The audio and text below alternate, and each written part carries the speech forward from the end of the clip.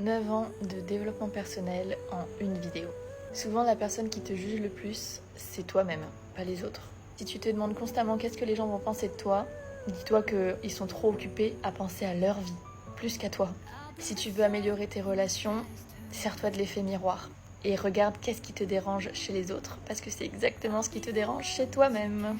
La vérité est parfois pas très agréable, mais elle est toujours extrêmement libératrice. Le plus gros travail de développement personnel, de travail sur soi, se trouve à 80% dans le foyer familial, dans les liens qu'on a avec notre famille, dans ce qu'on a vécu pendant notre enfance. Et le couple, c'est le terrain de jeu parfait pour pouvoir exprimer ces choses-là. Donc si tu veux travailler là-dessus, regarde ce qui se passe dans tes relations de couple et regarde ce qui s'est passé quand tu étais plus jeune.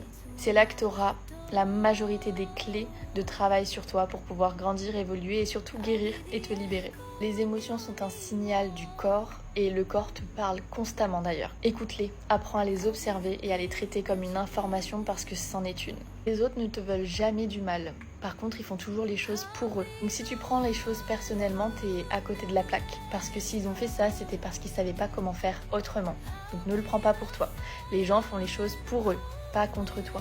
Il faut apprendre à poser ses limites, mais surtout à voir celles des autres. Parce que parfois, on perçoit plus un potentiel qu'autre chose et les gens ont leurs propres limites. Donc il faut poser les nôtres et il faut voir celles des autres. C'est très important. Tu gagneras toujours à te donner de l'amour à toi d'abord. On dit souvent priorise-toi, mais en fait c'est vraiment l'amour-propre. L'amour-propre, je pense que ça résout la majorité des problèmes. Dis-moi si tu veux une partie 2 et abonne-toi, ici on parle de conscience, d'introspection et de libération. Prends bien soin de toi.